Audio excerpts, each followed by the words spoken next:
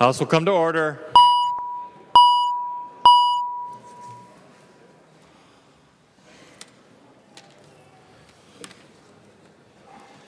Conference Committee reports on House files. Conference Committee report, and this is the Gunther motion. Conference Committee report on House File number 707, an act relating to state government appropriating money for the Outdoor Heritage Fund. The report is addressed to the Honorable Kurt L. Doudt, Speaker of the House, the Honorable Michelle L. Fischbach, President of the Senate. We, the undersigned conferees for House File number 707, report that we've agreed upon the items in dispute and recommend as follows. The report is signed by 4 of the 5 conferees on the part of the House and 5 of the 5 conferees on the part of the Senate. Gunther moves that the report of the Conference Committee on House File 707 be adopted and that the bill be repassed as amended by the Conference Committee. Recognize the author, Representative Gunther, who will explain the report. Thank you, Mr. Speaker and members. The Legacy Committee will start out with Article 1, the Lessard-Sams, provides the Lessard-Sams with their full recommendations. One land acquisition project has money moved to the second year in order to preserve the 5% reserve. Include the language that the Lessard-Sams must consider recommending up to, remember I said consider, up to $15 million for CREP in the next year's recommendation. Article 2, Clean Water. We incorporate some updates, priorities from the Clean Water Council that were provided with the understanding that $22 million would be included for the buffer assistance to the soil and water conservation districts. Several projects are funded at the Clean Water Council's recommendation. Targeted wellhead protection protects drinking water by providing grants to areas where known action can improve water quality. $4 million in assistance to county for implementing the buffer law is removed. It is in the tax bill, I believe. Almost $20 million goes to projects eligible for CREP. This includes in this section. So we're going to have $20 million for the CREP in this section.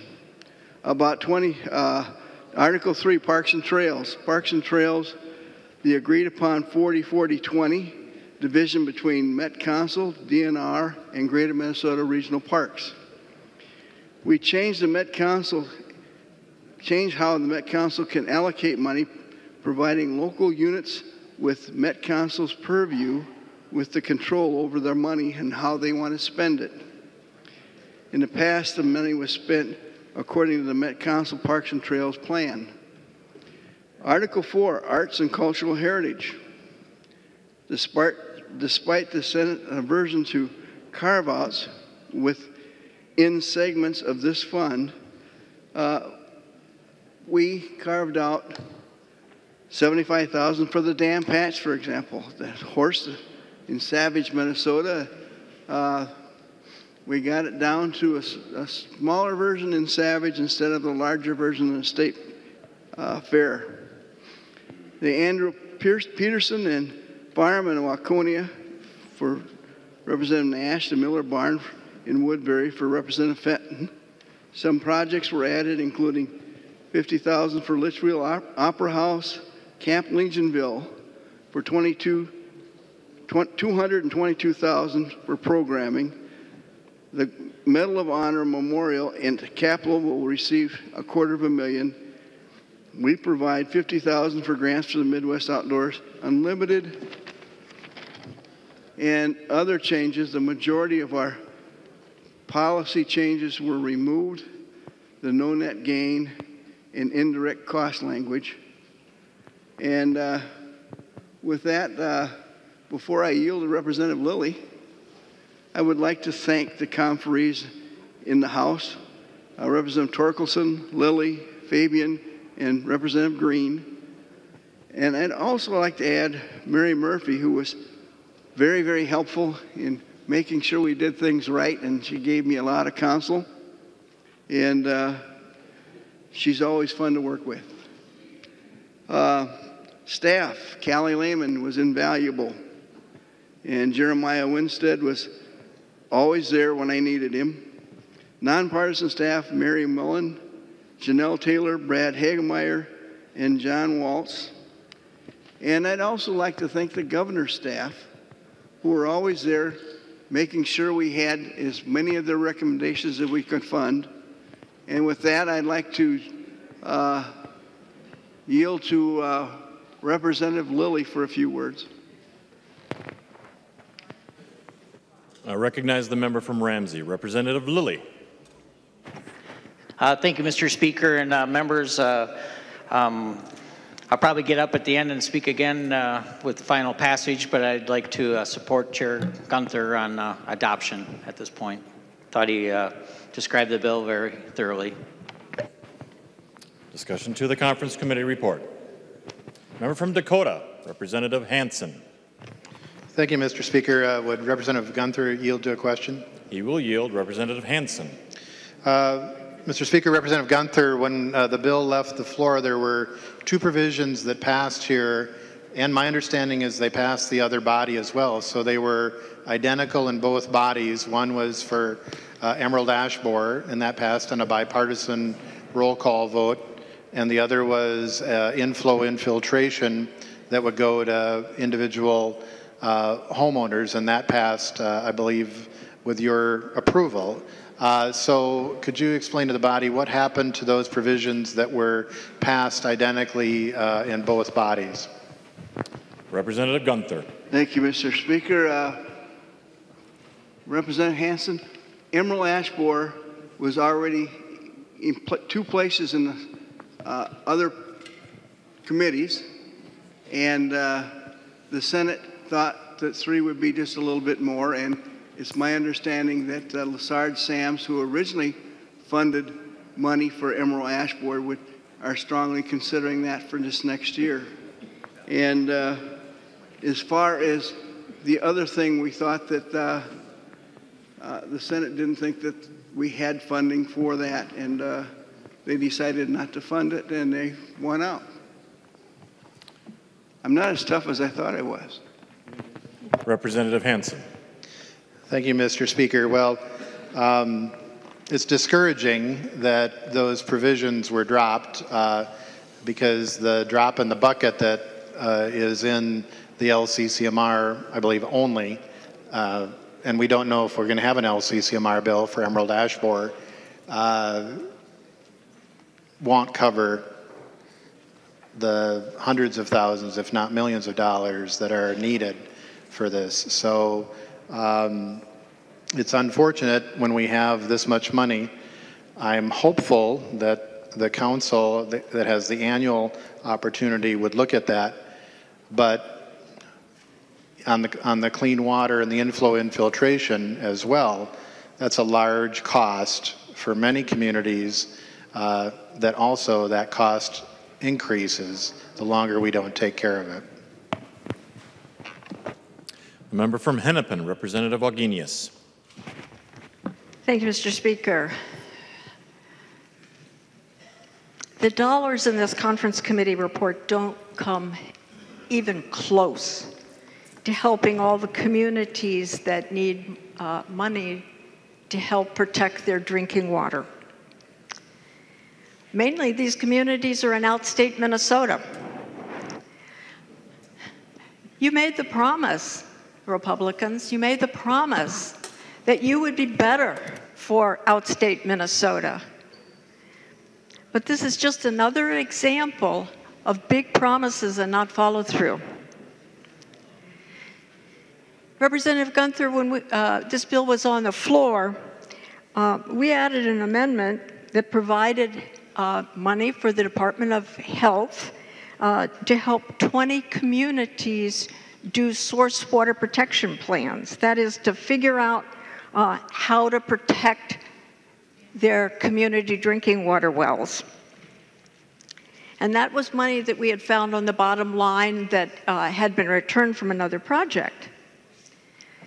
But there are 380 communities that don't have these plans. Mainly, as I said before, they're in outstate Minnesota. So if we look at what we did in the amendment, which was provide money for 20 for the Department of Health to work with those communities to figure out what needs to be done to protect their drinking water wells. If we follow this 20 a year, it's going to be, or 20 biennium, it's going to be until 2056 before the job is done. The even bigger problem is that once a community figures out what they need to do to protect their drinking water, then there's actually the challenge of protecting their drinking water. There are 960 communities in this state that have public drinking water systems. About 500 have plans to protect their drinking water. But, okay, when they figured out those plans, they came up with a number of 407,000 acres of land that's around the drinking water wells that need to be protected. But right now, only 9,900 have been done. We know that there's money that may come in CREP that would protect 5,000 acres. So that means that there are 392,000 acres that still need to be protected. And remember, I'm only talking about the ones that are highly vulnerable. I'm not talking about the ones that are moderately vulnerable. So if you add up all the money in this bill, and I put every dollar in that I could find, this bill provides that 1,100 acres of land around community drinking water wells could be purchased in this biennium. At this rate, it would take 708 years to protect the rest of the highly vulnerable drinking water acres.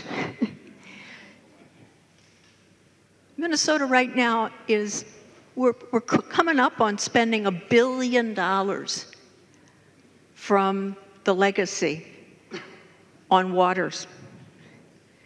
And this is where we are with drinking water. 708 years to go to protect our drinking water sources. And I'm not even talking about protecting the Mississippi, which is the source water for 1 million Minnesotans. So Minnesotans are going to be asking, what?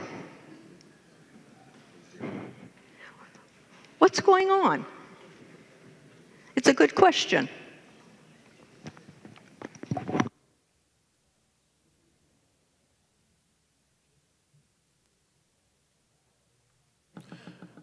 Representative Gunther. Thank you, Mr. Speaker. Representative Wagenius, I want to again thank you for your help in bringing these to my attention. I appreciate you finding that money. But in the final bill, we have $9,894,000 recommended by the Clean Water Council to cover those projects that we have. We have wellhead protection. We have the things that we talked about. Drinking water from the Department of Health. I think we have a lot more in our final version than we had when we talked about it last time. But we compromised and got the Senate's version, went up all the way the amount that they had it. And that's the thing that you told me that I had to look at it as a minimum standard, and that's what I did. The member from Hennepin, Representative Wagenius. I do see the money that's allocated to the Department of Health, but a lot of that is very targeted. Some of it's for drinking water contaminants of emerging concern programs. Some of it's for the well sealing cost share. Some of it's for the private well supply protection. Some of it's for the groundwater virus monitoring plan.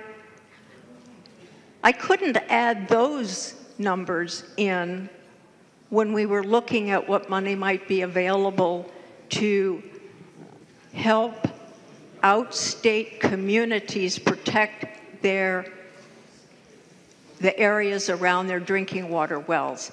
I put in every dime I could find here that might be available. And remember, all I'm talking about here is places where plans have already been made, and it's been identified that there are 407,000 acres that need to be protected. Once we do the rest of the plans, that number's going to go up.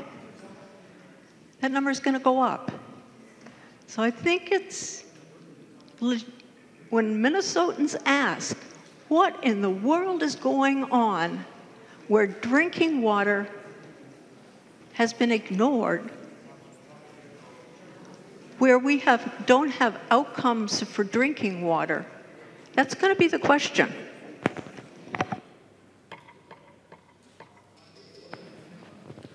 Representative Gunther. Thank you. Representative Wagenius, we have more than $30 million in our bill to protect water. And when we took the $22 million for buffers out of the Clean Water Council came out with a bunch of recommendations that I did share with you, and we met every one of their recommendations. And we don't have any more money than people spend in sales tax. So that's what we had to work with. The member from Hennepin, Representative Wagenius. Well, thank you, Representative Gunther. I hear your frustration, but if we are going to depend on the Clean Water Council's recommendations, then the question needs to go to them.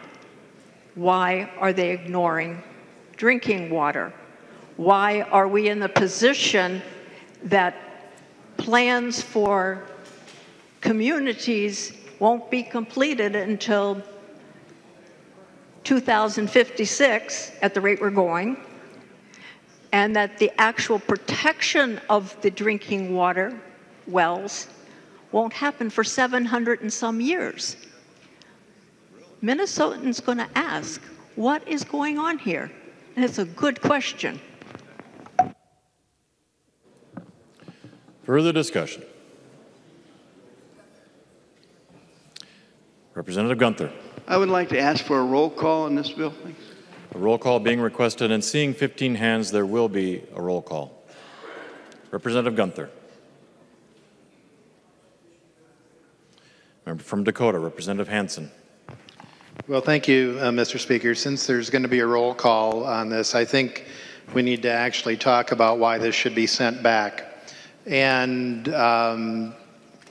with the chance to fix it, because let's find out what exactly is going on with the Clean Water Fund and the $22 million. So I heard $22 million going for buffers, but it was my understanding that that $22 million was originally coming out of here is actually going to administrative costs for soil and water districts. So it's going to pens, papers, and pencils and gasoline to pay for the administrative costs. That's what originally was when it left the floor.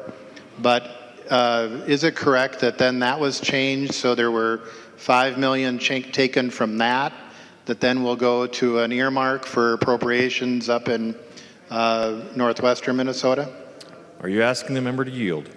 I would ask Representative Gunther to yield, yes. He will yield. Representative Gunther.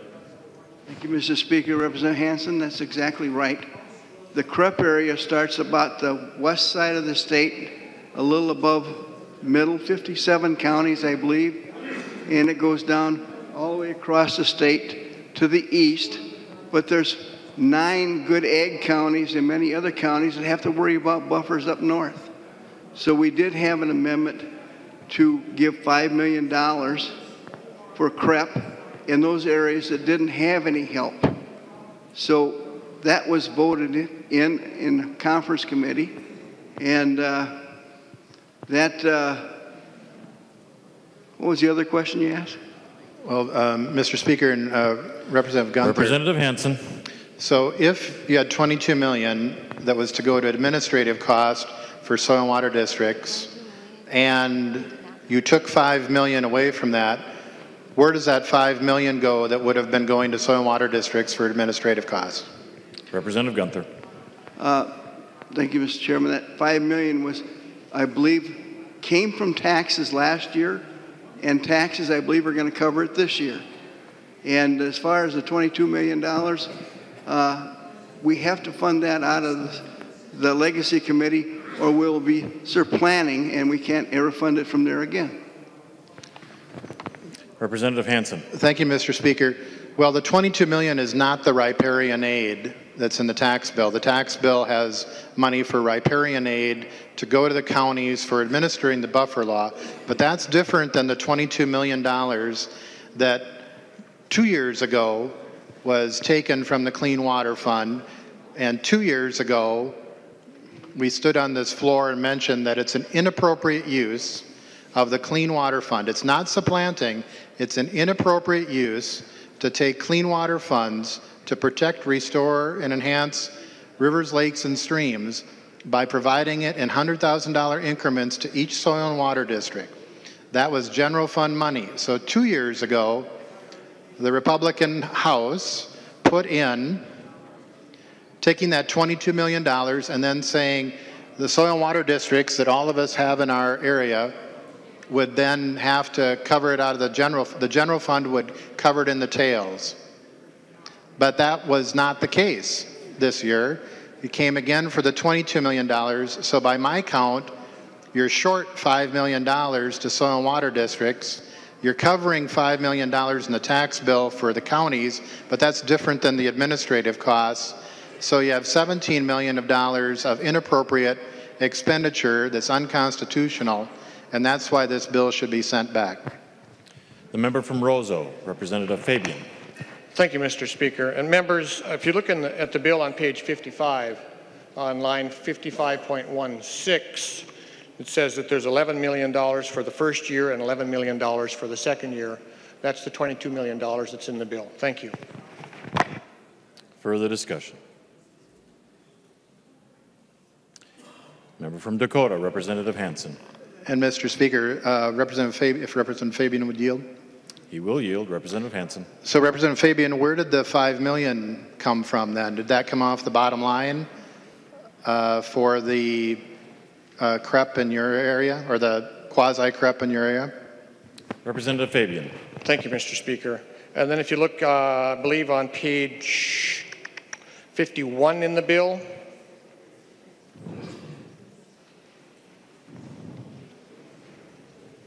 there's 4.875. I'm sorry, Representative Hansen, I'm kind of familiar with the conversation. I'm not on this bill, but there's two separate appropriations in the bill that I'm aware of. And page 55, it talks about the Board of Water and Soil Resources, $4.875 million the first year and $4.875 the second year. And that's a pilot program to provide performance-based grants to local governments. And I believe that this is the one down below. Then there's $6 million there, 6.88, and 12. There's where the money comes from, is in that 6 and 12 appropriation. Okay. Thank you. Representative Hansen. Thank you, Mr. Speaker, and that's helpful because it does appear that there's some shifting and moving around here, but it still has the $11 million on page 55. Each soil and water district shall receive an increase in its base funding. So, members, this is an unconstitutional use, just as it was 2 years ago, an inappropriate use of the funds, and so I would encourage a red vote on adoption. Any further discussion? Seeing none, a roll call being requested, the clerk will take the roll on the motion to adopt the Conference Committee report on House File 707.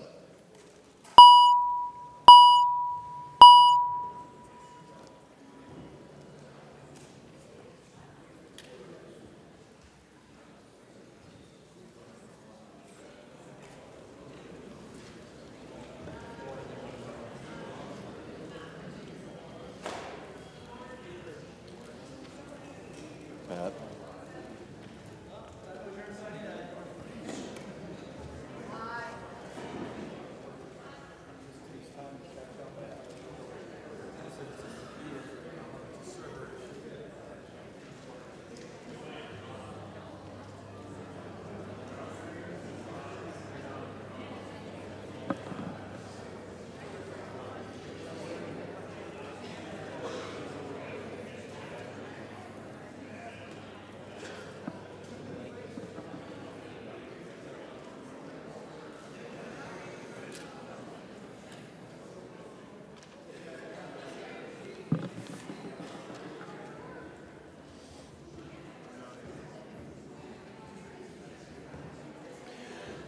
Clerk will close the roll.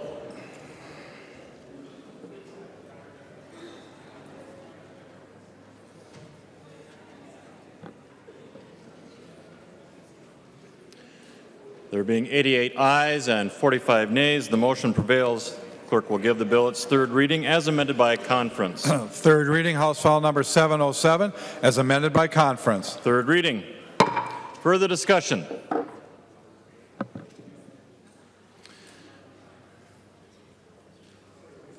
The member from Ramsey, Representative Lilly. Thank you, Mr. Speaker. That was interesting. I personally think this bill is a good bill. I think Chair Gunther put together a good package with the Senate. Certainly there's things that were not quite perfect. I brought a friend with here. I don't know if you can see, I brought back the Blue Earth County hired a special lobbyist again, so they're spending big money to help out. But you know, the Lessard-Sams part of the bill, I'm honored to serve on that committee, and there's a lot of great projects that were done around the state, and I think they're good, and I think the bill was cleaned up quite a bit through the effort of the conferees and others and discussions. So that area was kind of put back together. The arts certainly is a lot of good projects around the state. I don't know if you get a chance, when we get out of here, take a look at the and the history, some of the different projects that'll be done around the states and in the trails and arts and history. The clean water area was tricky, and a lot of us, were concerned about some of the changes that were made. The Clean Water Council came out with some recommendations. The governor made some changes. You folks made some changes, but I think at the end of the day, it's, to my understanding, is they worked with the Clean Water Council groups, and that was interesting. I'm not necessarily against the changes myself that they made in the end with helping Representative Fabian. Every once in a while we get to learn something around here. If we have conversations with each other. And one of them was I was sitting with Fabian, and he told me about his district, and he was saying I'm going off track here, but it was in his county, for example, he has a bunch of counties up there that he represents, and I'm just in 2 counties down here, but he's got 1,200 miles of ditches in one county. I don't know, I look around here and some of us have smaller counties that we represent or smaller districts. And to me, that alone, so that's why he wanted to move some of that money. A lot of that was going down into the southern Minnesota for buffer work in the 50 or some counties that affected, but none of it made it up north where maybe Representative Lean and Marquardt and Fabian. And so that money can go around the state. And that's kind of the story of this bill. It goes around the state, helping on all sorts of different things. So I think Representative Gunther put together a good effort. He was very respectful to our team. There's a lot of neat projects in there that helped a lot of different people, veterans, Barn and Woodbury, just on and on. You could go on and on. Please take a look at it. I do appreciate how respectful he was to our side of the aisle.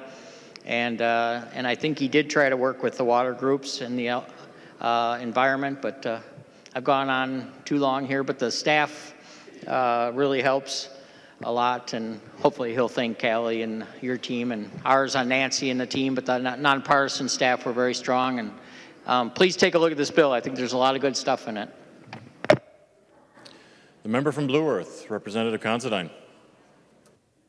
Thank you, Mr. Speaker. I think in this particular case, I can speak for Representative Cornish and Representative Johnson and say that's not Blue Earth County that you're talking about. That's the city of Blue Earth. The 3 of us represent Blue Earth County. I would like to thank Representative Gunther for the money for the Children's Museum and the St. Peter Pavilion. Thank you. Member from Brown, Representative Torkelson. Well, thank you, Mr. Chair and members. And Chair Gunther has been kind enough to allow me to do some work on the clean water portion of this bill, and I thank him for the privilege of working on it. But I would especially like to thank the Clean Water Council for the work they do. We've made quite a few changes in their recommendations, but they have been very helpful in guiding me through some of those changes, and I really do appreciate the work that they do. Water in Minnesota is, of course, a very broad, dynamic topic that's very challenging to work with. It affects all of us in all of our lives, affects the environment of the state, and while there's a lot of money here, it's the issues are gigantic, and they come in once a month and spend hours listening to presentations and discussing what the options are for these funds. And I just want to once again reiterate my personal thanks for the work they do, and look forward to working with them in the future. Thank you, members. Thank you, Mr. Speaker. Any further discussion? Member from Dakota, Representative Hansen. Thank you, Mr. Speaker. Would Representative Fabian yield for a question? He will yield. Representative Hansen. Thank you, Mr. Speaker. And Representative Fabian, I actually agree that the $5 million is an appropriate use because it would be going to actual practices. But the question I have with that $5 million is if it is for ditches, and the law has been since 1977 on a redetermination of benefit or a clean-out that the benefited area needed to put in the buffer already. How will this work? Is this, because this is a question on, and I know some people may find this very esoteric, but we're dealing with constitutional funds and whether they are appropriately used. So, Representative Fabian, if there is a ditch that is in a benefited area, so all the landowners who are benefiting from that drainage, and they have done either a redetermination or a clean-out under the 1977 law, and they have a buffer or they didn't put in that buffer, the buffer's not maintained, do they then receive some of the money? Because this is a question of supplanting, and is it still a responsibility of the landowners in the benefited area to put in that buffer, to pay for that buffer? Representative Fabian. Thank you, Mr. Speaker. Representative Hansen, I'm not familiar with, you may not believe this, but I'm not familiar with all of the details involved in where the money comes from and how it's spent with regards to implementing buffers and the redetermination of benefits. There's a lot of people in this building that know more about that than I do. I do know that there are a variety of sources of money that are used for the implementation after a redetermination.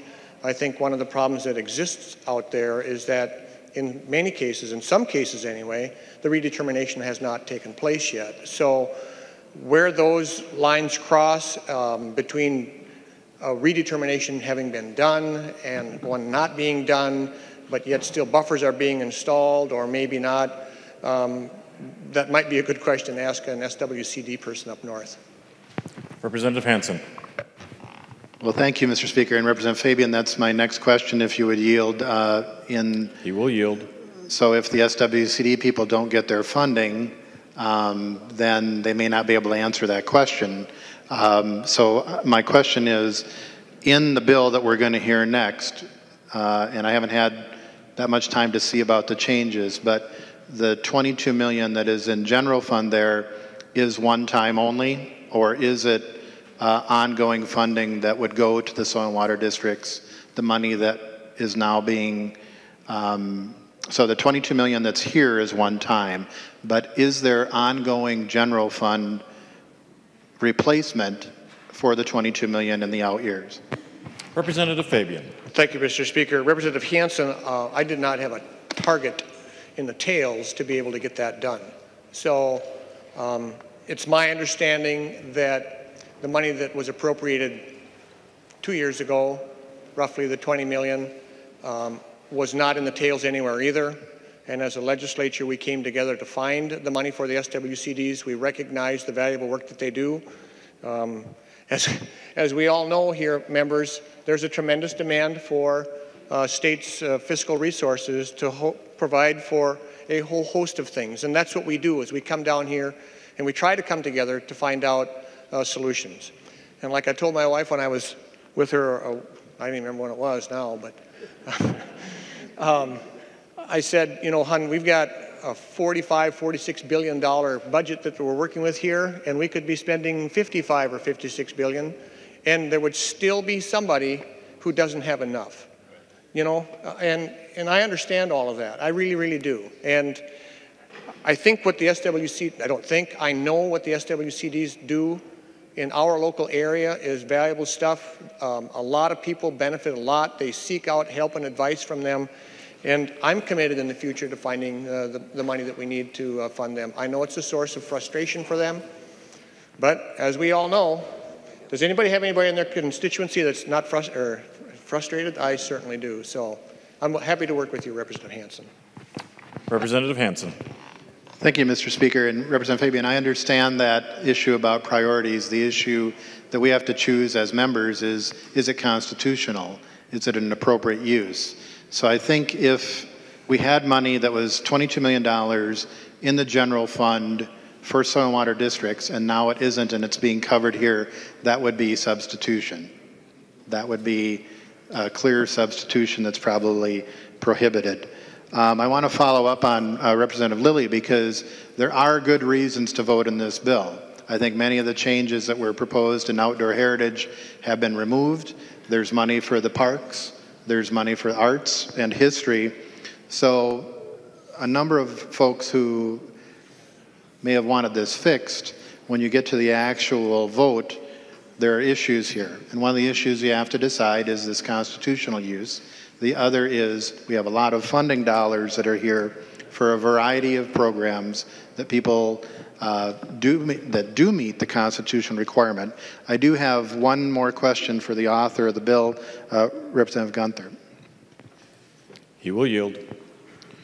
Mr. Speaker, Representative Gunther, on page 42, on line 42.21, it has a subdivision on disability access.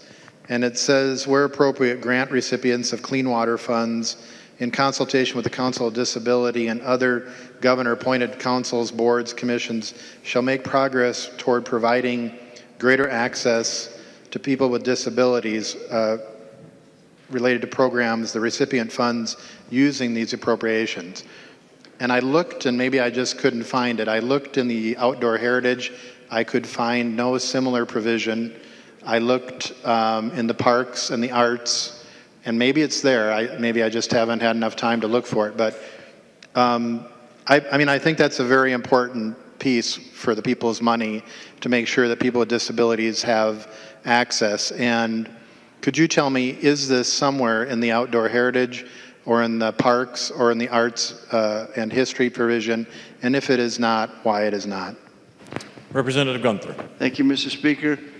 Representative Hansen, that's simply a governor's recommendation, and we followed it because we thought it made a lot of sense and it's a good thing to do. Representative Hansen.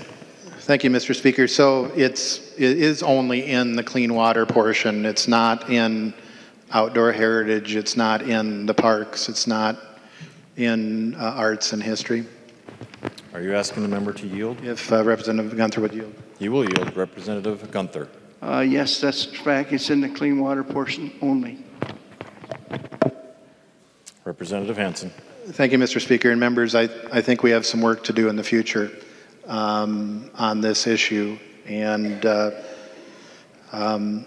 we're in year, 8 or 9 here of this. And I think this is some rider language that needs to be included in the future. Members, this bill and the bill that follows it, and potentially the bonding bill and the LCCMR bill are all interlocking. They all have pieces of funding. And as we move towards adjournment, how these pieces come together for covering different items is really important. I will give credit to where credit's due. It's certainly creative. in terms of how this all fits together. I'm not sure it's right. Actually, I don't think it's right, but it's creative. There have been a lot of changes. I am still going to vote no. I know not that many folks probably will vote no, but that no vote is based on constitutionality rather than whether or not everything is followed to the letter by the advisory councils. I think we swear to uphold, or we affirm to uphold, the Constitution, and there are provisions here that are not constitutional, and that merits the no. The member from Washington, Representative Detmer. Thank you, Mr. Speaker, and also I'd like to thank Representative Gunther for the hard work you and your staff has done. I know through the Department of Administration there's some grants there that has helped programs for our veterans. I know through the Humanities Center, Veterans Voices programs that we have here, and also the Medal of Honor Memorial that's going to be built on the Capitol grounds here, and also Legionville and our Disabled Veterans Camp, some programs that these grants will help promote. So thank you so much. Further discussion? Representative Gunther. Thank you, Mr. Speaker. I'm sure we'll have a better chance with the clean water portion of the bill next time, because it's my understanding that Representative Wagenius was just appointed to that council, and we'll look forward for your input there. And members, this is as good as bill as I could come up with. I had a lot of help. Like I say, I had help from the administration. I had help from every one of these four councils, these four articles, and they didn't get all they wanted, and I didn't get all I wanted. I tried to be fair geographically and politically. I tried to make this the best bill I could, and all I got to say is please vote green. There being no further discussion, the clerk will take the roll.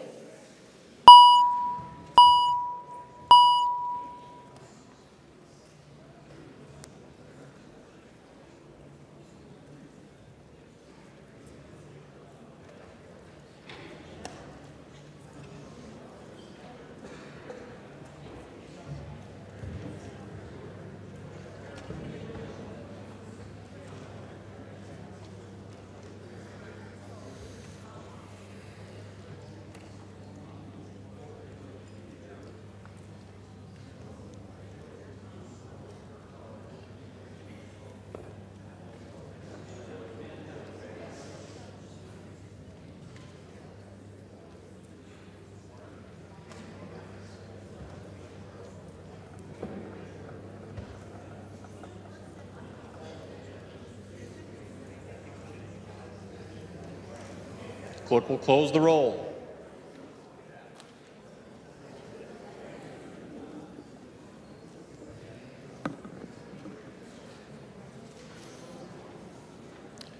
There being 106 ayes and 28 nays, the bill is repassed as amended by conference and its title agreed to.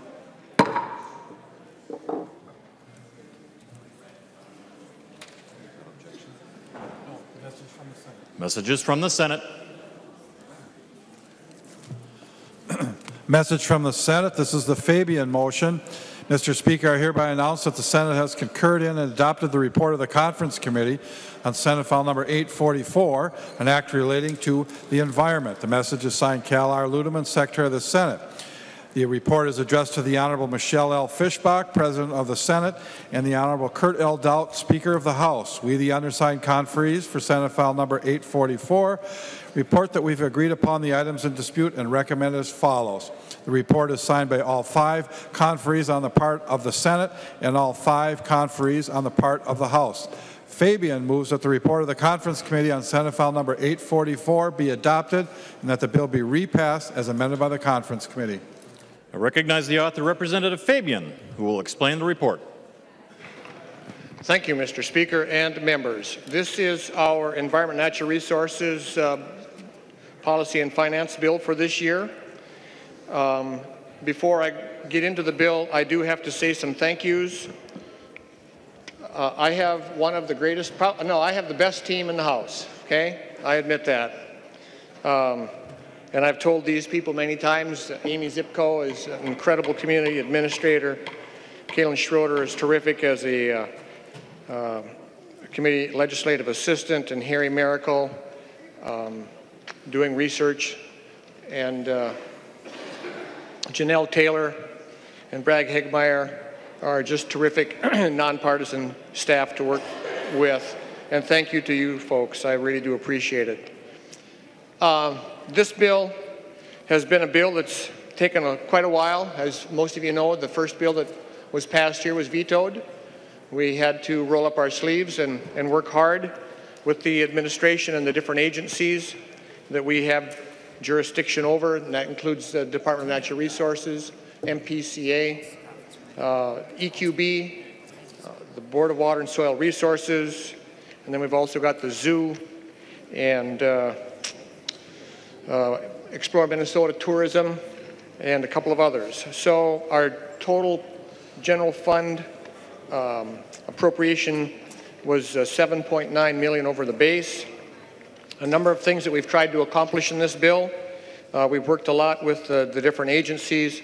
One of my priorities since I've gotten here in 2011 has been trying to work with cities and businesses to streamline and create efficiencies in the permitting and environmental review process. We've taken a few more steps forward there. We're trying to look out for farmers, trying to create some other alternatives and so forth with regards to the buffers. We have put a lot of time into that buffer reform. The Environmental Quality Board, we've done some reforms there. We're going to be appointing people now by congressional district. We've raised penalties on poachers. We're prohibiting the DNR from doing the lead shot ban until any kind of rulemaking until 2019. And it's nice to, excuse me, it's nice to see that Representative Liebling has read the bill. I see that she's got her blaze pink on, so it's nice to see that. That's going to be legal for you next fall. Okay? And contrary to popular belief, we are not rolling back water quality standards. Okay?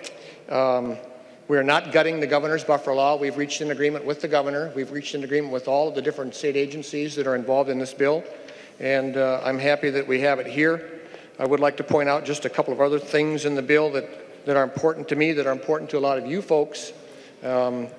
Starting with the Fairfax situation, the Fort Ridgely Golf Course, the situation with the Ching family down in Plainview. We've gotten that resolved. We've done a lot of work on the demolition landfill permitting things. We've done some things with regards to mineral transportation for our resorts. The timber industry, we've taken some very positive steps for them. They're extremely excited about that. The mining industry is very excited about our bill. I could go on and do say a lot of good things about our bill, but with that, Mr. Speaker, I will just stand for any questions or... Oh, yeah. And then I would request a roll call on that, please. A roll call being requested. Seeing 15 hands, there will be a roll call. The member from Ramsey, Representative Becker-Finn. Thank you, Mr. Speaker. So there are a lot of policy provisions in this bill that are not good for Minnesota, not good for our lakes, our rivers, and our wildlife. And I do have to respond to the comment about rolling back protections for our water. Just because the language in the bill doesn't say we're rolling back protections, that doesn't mean that that's not going to be the outcome, especially when we have major provisions of this bill that were brought forth by the Chamber of Commerce and clearly, written and brought forward by the Chamber. So one thing, I've spoken a lot this year about environmental issues, but I've never had an opportunity to talk about a specific provision in this bill, and that would be the blaze pink for hunting. So as many of you know, I do hunt, And I had hoped when a certain member was no longer serving here that maybe this issue would also disappear, but unfortunately that has not been the case. We did not have the opportunity to hear this bill on the House side. I would have loved to have that debate in committee, but did not have that opportunity. And so, Mr. Speaker, would Representative Fabian yield for a question? He will yield. Representative Fabian, how many citizens have testified in favor of this blaze pink provision? Representative Fabian. Thank you, Mr. Speaker. And Representative Becker-Finn, in the House, there's been no testimony on this. We've had it in previous years.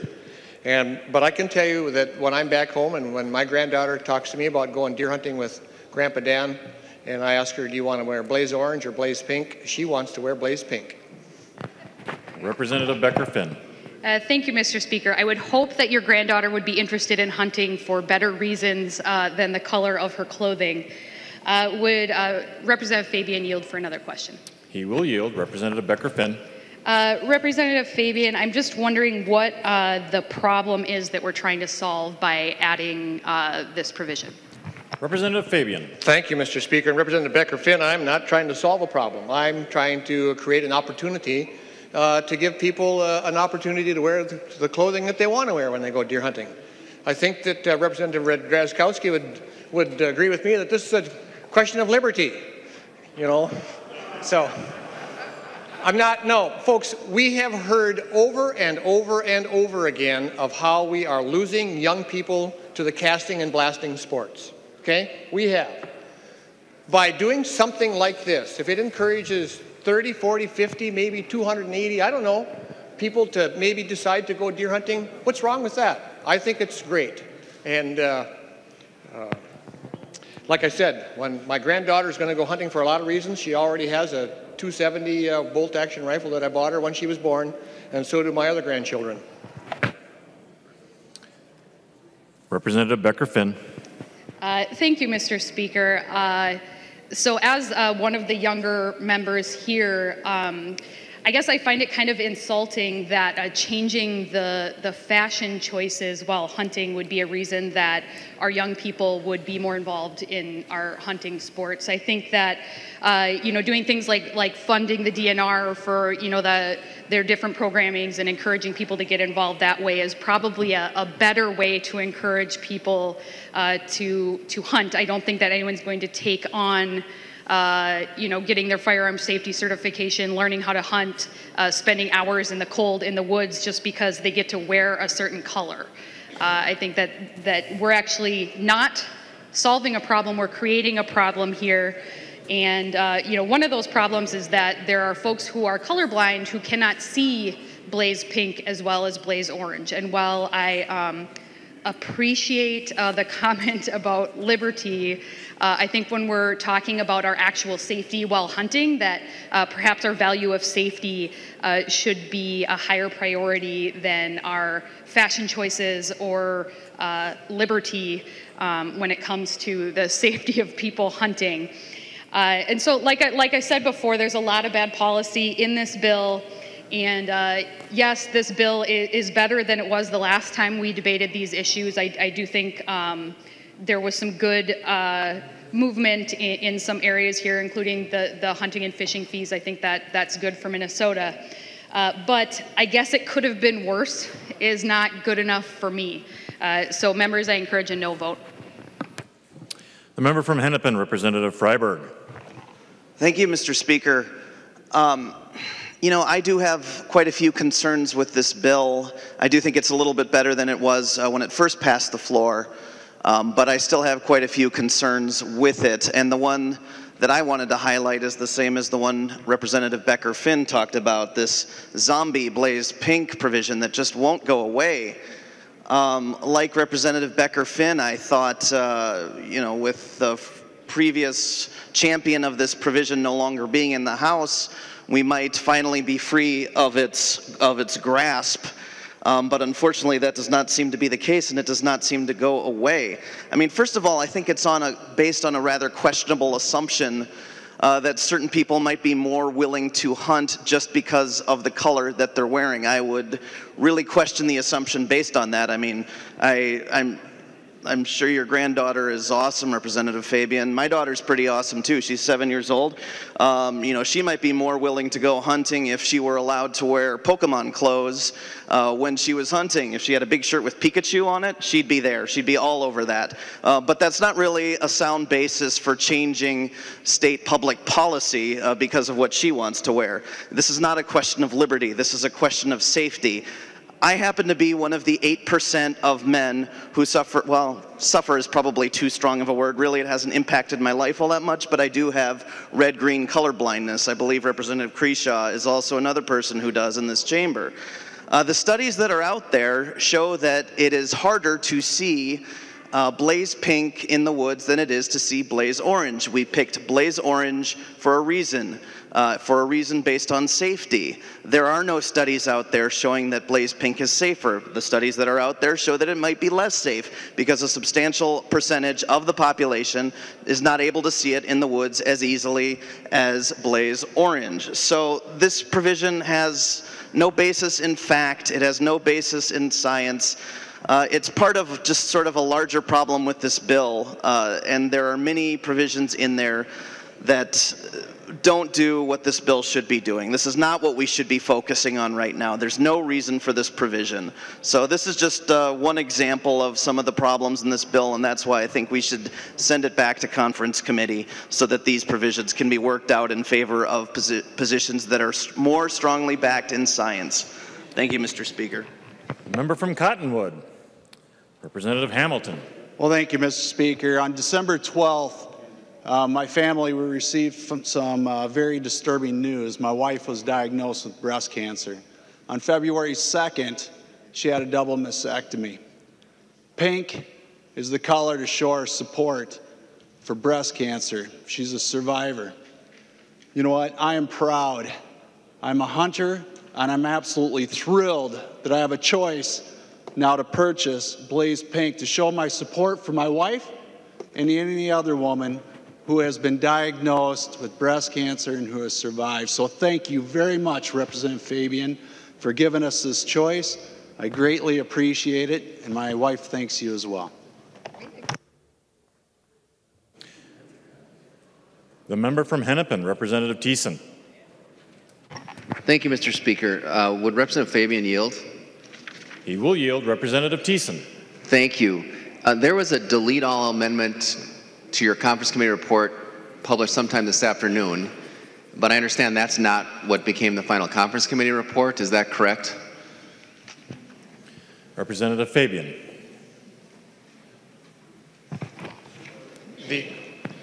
Thank you, Mr. Speaker. Yeah, this is the conference committee report that you have on your desk. Representative Thiessen. That part I knew. Thank you. I was wondering when this actual language was first made available to the public. I think it was maybe 2 hours ago. Representative Fabian. Thank you, Mr. Speaker. It was made available this afternoon about, oh boy, I'm not sure, 6 o'clock or so, something like that. Okay, I'd have to go back and look. I can look it up on here. So, okay. Representative Thiessen. Thank you. Well, there was something published earlier today, but it's actually not what became this conference committee report. I think this was published at 8:06 p.m. The first time, not published, but the first time we got even the amendment language of what you actually passed in your bill was around 8:06 p.m. and it's now 9:45. So we have a 100 and how many page bill is this? 145 page bill that we've had for maybe an hour and a half. And I was just wondering if you think your constituents up in Roseau County have had a chance to review the bill, if he would yield again. He will yield. Representative Fabian.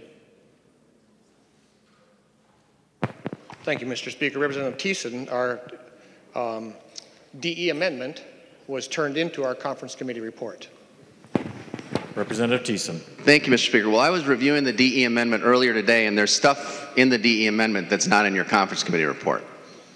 So I'm just wondering where this report came from. It was not the same as the DE amendment that was actually posted online.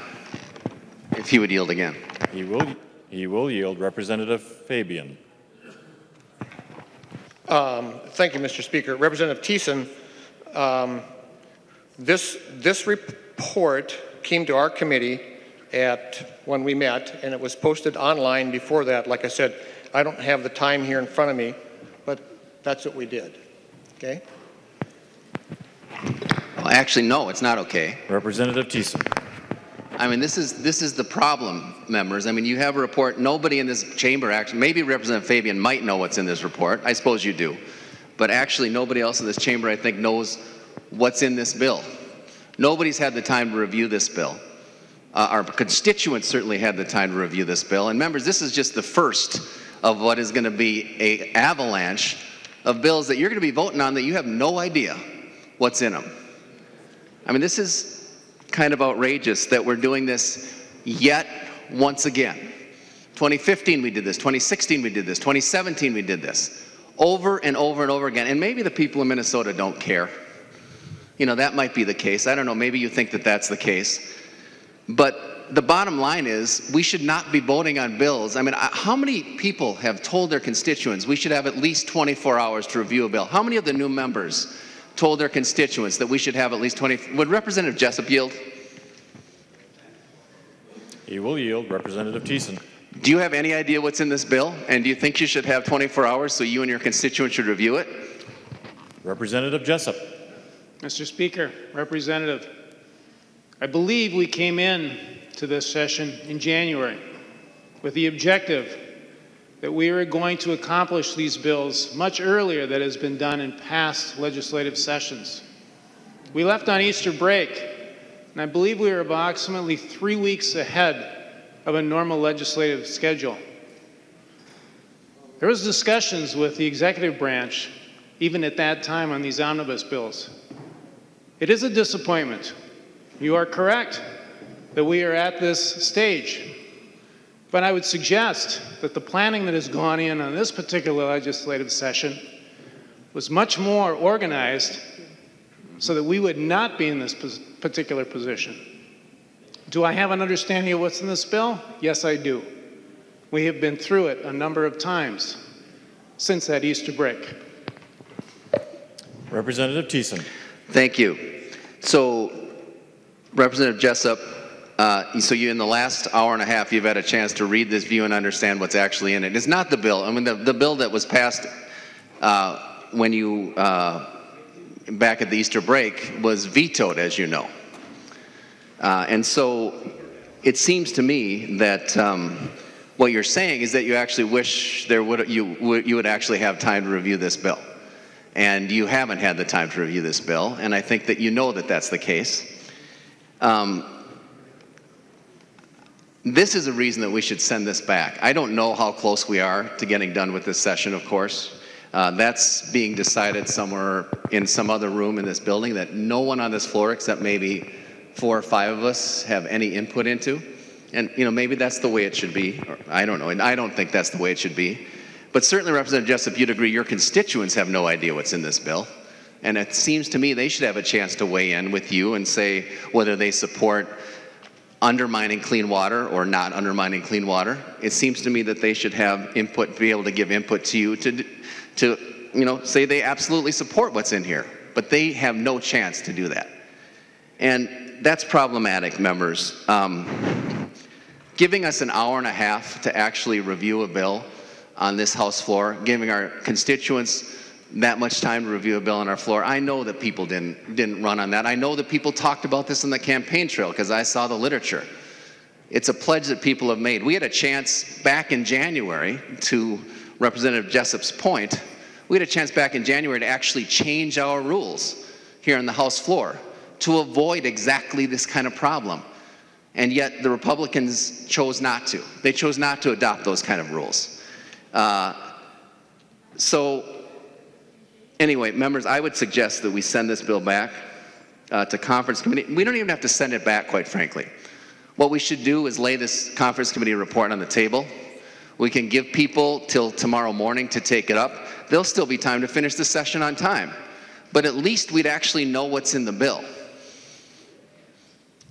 And I think it's legislative malpractice for anybody to vote yes on this bill or to vote no on this bill, to vote at all on this bill until you have a chance to actually know what's in it.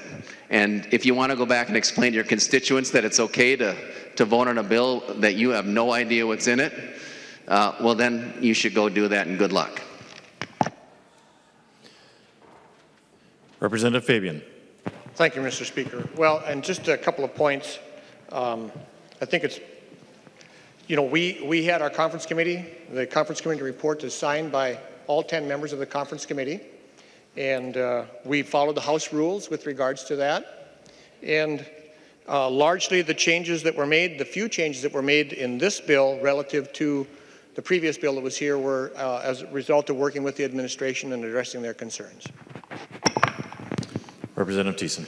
Thank you. Well, I'm glad you're working with the administration, but I don't represent the administration. I represent my constituents. And my constituents want time to review the bill, and I want time to review the bill, and every one of you should want time to review the bill. So, members, again, I think we should not take this up right now, and again, anyway, here we go again. We do this all the time, and we should change it at some point. The member from Pope, Representative Anderson, P. Thanks, Mr. Speaker and members. I want to say a thanks to Chair Torkelson and Fabian for their work trying to come up with some compromise language on buffer legislation. I do have a quick question. I see that there's going to be a waiver available now, but one of them, if they had a question, Chair Fabian, if you'd stand for a question. He will yield. Representative Anderson. Thanks, Mr. Speaker. The effective date for public water still remains at November 1st of this year. And my concern is that as of that date, this becomes a mandatory program, conservation program. At that time, do we lose eligibility for federal CRP to be used to be put into a buffer strip? Any clarification? I know that's a federal issue, but are you aware, any chance that they'll work with that, or is this a hard and fast deadline now, November 1st? Representative Fabian. Thank you, Mr. Speaker. Representative Anderson, thank you for your concern. What we did in this situation with extending the deadline, the waiver time, it became apparent to us that the Board of Water and Soil Resources, who's been putting together the alternative practices, has worked on that, and they have it as a draft. But those have not been formally adopted by the Board of Water and Soil Resources. So as you know, you were home last weekend planting corn or doing whatever in soybeans. Crops are in the ground now, and a lot of those crops aren't going to be harvested until after the November 1st deadline. So we worked with the administration trying to come up with some language. So what we created here is, because we don't want you to have to mow down your corn and plant a buffer strip before it's harvested. So what we've done is we've created a waiver situation where you just have to basically request a waiver of your local SWCD, and then that gives you out until July 1 of the next year. And then at that point, the 11 months that they talk about with regards to enforcement, the APO would kick in.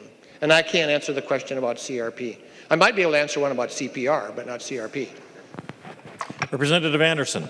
Thanks again, Mr. Speaker. Well, I appreciate the efforts, and that's important in getting compliance, but I am concerned about the federal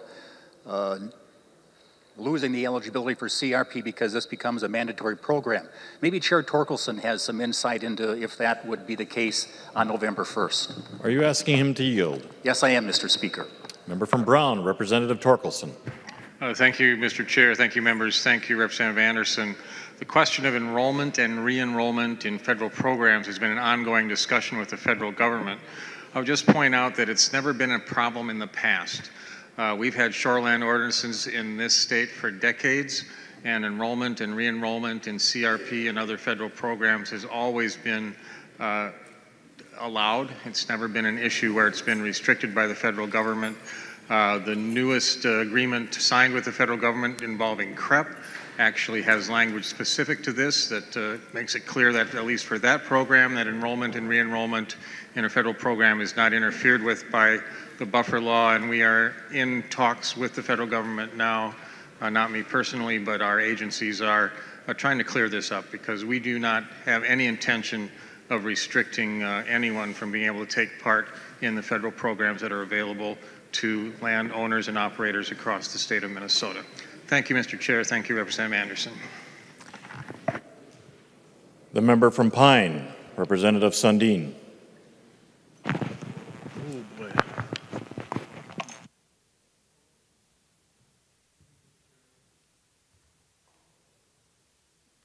Thank you, Mr. Speaker. Will Representative Fabian, Chair Fabian, yield for a question, please? He will yield. Representative Sundin. Chair Fabian, I really did enjoy many sessions in the committee, and I learned a lot this year. It was enlightening, but there's a few things that are left unsaid here. We watched a $22 million ping pong game with how soil and water conservation districts are going to be funded. I don't know what the future lies for them for funding. It's pretty stressful for those organizations that are trying to do the good work out in Minnesota. But I would like to know about the waiver system for the buffers. So who's actually making those decisions out in the field as far as waivers, as far as administering any rules out in the field? Representative Fabian. Thank you, Mr. Speaker. Well, the way the waiver situation is set up, working with the Board of Water and Soil Resources and the administration on this language, again, like I was responding to Representative Anderson's question about that, when we get to that November 1st deadline, an individual property owner will be able to go and talk to their local Soil and Water Conservation District office, their technicians or whomever, and they'll be able to apply for that waiver, and they'll work together on that. So it will be decided at the local SWCD office. Representative Sundin. Will Representative continue to yield? He will. Representative Sundin. Representative Fabian, are we talking about the technicians that are actually going out in the trucks and viewing the situation to make those decisions? Representative Fabian. Thank you, Mr. Speaker. It's my understanding that yes, it could be any of these SWCD employees. Representative Sundin. If he'll continue. He will. I'm just wondering, I know some of those technicians. I met some of them. They're bright young people, but that's kind of an entry-level job for this field of work. And I'm just wondering, these are important decisions that are being made out in the field, and they're the least experienced people. Are you confident they can make those decisions? Representative Fabian. Thank you, Mr. Speaker. And Representative Sundin, you know them, I know them. These are good people. They can make good decisions. I'm very confident in them. Well, thank you. Representative Sundin. Thank you, Mr. Speaker. I'm worried about that. You know, if I go to a dentist, I go to an experienced dentist. If I need some work done on my car, I go to an experienced mechanic. I'm thinking that these technicians are pretty green at their jobs. I know they're bright young people and educated, but I'm just wondering if there's a better way. I think we're just rushing through this a little too quick. The member from Hennepin, Representative Wagenius. Thank you, Mr. Speaker. Representative Fabian, I appreciate the work you've been doing on the freeway landfill. I want it cleaned up as much as you do. But I'm looking at the language on page 115, and it says that the facility won't be cleaned up until after the legislature makes an appropriation for that purpose. So I know you don't have $70 million of cash to put in this bill. But my question is, do you have $70 million committed in the bonding bill to do the actual cleanup?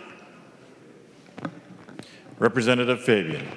Thank you, Mr. Speaker. Representative Wagenius, no, I don't. And in the conversations with MPCA in the last few weeks, it's become apparent to me and to them, the information that they've given me, is that there's going to be a long process to go through up to a year or more before they actually start the cleanup. We have some money appropriated in the bill. I believe it's $3 million to get the studies and so forth started and get the Minnesota Pollution Control Agency working with EPA to get this process started. And then after that, the indication is that they're going to come forward with some sort of a request for the cleanup. Representative Wagenius. Well, thank you, Mr. Speaker. When I look at the language of the bill, what you are asking the state to do is to take over the liability for this landfill with no cash. That's okay if you had bonding money set aside. Our Constitution says you cannot take over a liability without an appropriation.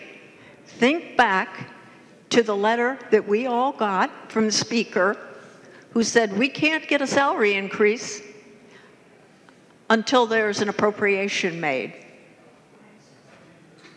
That's Article 9, Section 1 of our Constitution. The reason I bring it up is because I did the landfill bill, the one we have now. It was about 20 years ago.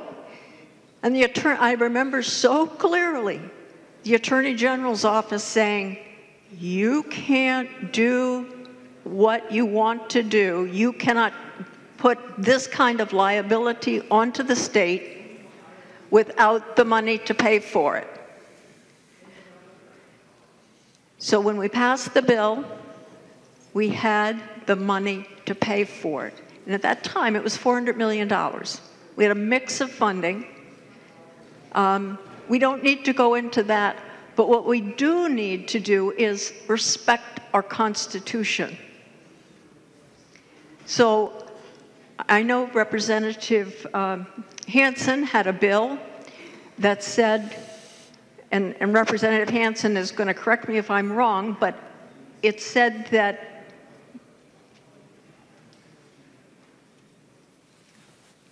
it appropriated the whole $70 million.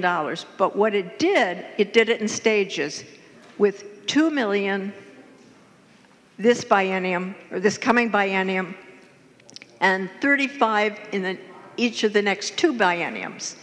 So the commitment of the state is there. Only $2 million counts against your target. I mean, it could be $2 million. I think that's a good number. Could be $1.5 million. It could be $3 million. But it's a small amount to count against your target to actually say to Minnesotans, you're going to get the job done, that this isn't a fake. I don't want it to be a fake. I want you to get it cleaned up. I think all of us want to get it cleaned up. But it is $70 million, and we got to pay for it. So there is no reason to procrastinate. We have a bonding bill that's up now. And we have a Constitution that says that you have to appropriate the money. So that's one thing. But there's another thing I wanted to talk to you about. You said you're not rolling back environmental quality standards in this bill. That's not a true statement. First of all, it assumes that our environmental standards actually protect our water right now, but they don't. Look at what's happening to our drinking water. Our environmental standards are not protecting our drinking water. But beyond that, I am looking at the rollback, which is Section 160, where you say that if a facility, a new wastewater treatment facility is built, then that community or whoever owns that facility does not have to spend any more money for 16 years. Well, we may have an intervening standard, say for nitrogen. So you are rolling back standards, no question about it. For those of us who drink the Mississippi River water, let me remind you that there are 203 wastewater treatment systems in the upper Mississippi Basin. That's what we drink. That's what 1 million Minnesotans drink.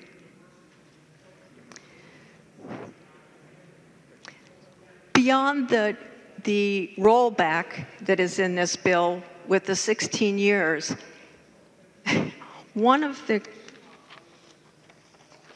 that provision in the bill also provides an incentive for folks not to do a new wastewater treatment system. So as long as they can put off, say, doing putting in a system that takes care of the phosphorus, as long as they can put it off, they still have 16 more years. So procrastinate for 5 years, and then you have your 16 years, you have 21 years now before you upgrade. And why am I particularly concerned about this? Besides the fact that we drink the water, when you put in a nitrogen system, which is probably going to be our next standard, it's likely, when you put in a nitrogen system, it has the side benefit of taking out those kinds of pollutants that are endocrine disruptors. But you're procrastinating that. You're harming our drinking water. So we have drinking water problems in the legacy bill. We have drinking water problems in this bill, and they are major. I don't understand why we're not respecting other folks' drinking water.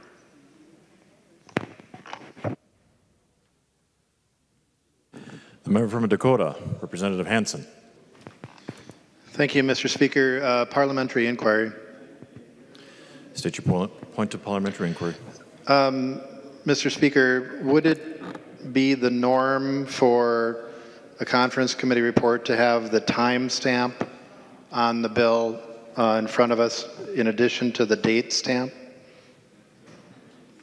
Would that be the practice?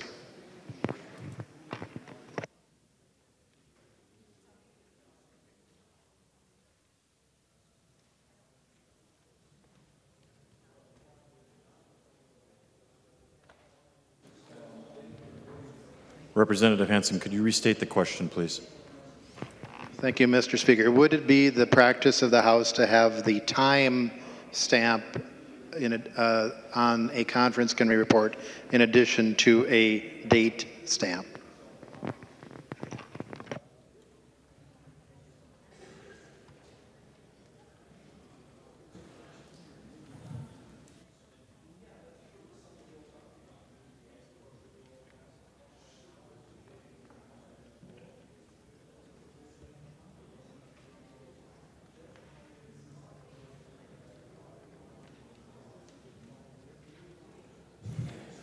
Representative Hansen, I believe that your question pertains to a question that would be more pointed and directed at the revisor's office. Well, thank you, Mr. Speaker. I'm unable to ask them that question, but maybe if Representative Carlson L. would yield for a question as the most senior of the House. If it is a practice of the House, it's been the past practice to have a timestamp in addition to a date stamp on a conference committee report. If he would yield. He will yield. Mr. Speaker, Representative Hansen, I'm not sure. I know the time is stamped when the bill is presented. You know, for example, to the governor, we get the time on amendments and so on that are presented in committee. I'm just not sure what the answer would be, and I think the Chief Clerk is researching that right now. I'd be speculating, quite honestly, at this point. Representative Hansen. Thank you, Mr. Speaker. I did go to the conference committee meeting that was called at 7 o'clock that had a time change and a location change at least once. I don't know if Representative Eklund is here, but I know that that kept changing in terms of the time and the location during the day. And then I did find a seat there, and I did get a hard copy of the bill. And there was a very rapid run through of the bill by Senate staff. I think even Representative Fabian, I don't know if it was you or Senator Ingebrigtsen, mentioned made an allusion to that fast run through of it. And one of the questions one of the statements that was made, I believe, by the staff was that there was a change to the provisions relating to calcareous fens. So if Representative Fabian would yield. He will yield. Representative Hansen. Thank you, Mr. Speaker. Representative Fabian, could you tell me the difference between the bill that was posted and then it had several amendments written for it, and then this conference committee report? What's the difference in how calcareous fens are treated in the bill that was posted at, I think, 2 or 3 maybe, and then this bill? What's the difference? Because it was mentioned that there was a difference. I would like to know what the difference is to help me in my decision making. Representative Fabian. Thank you, Mr. Speaker. Representative Hansen, what section of the bill are you referring to? Representative Hansen. Thank you, Mr. Speaker. Representative Fabian, it would be section 112 on page 98 and section 113 on page 99.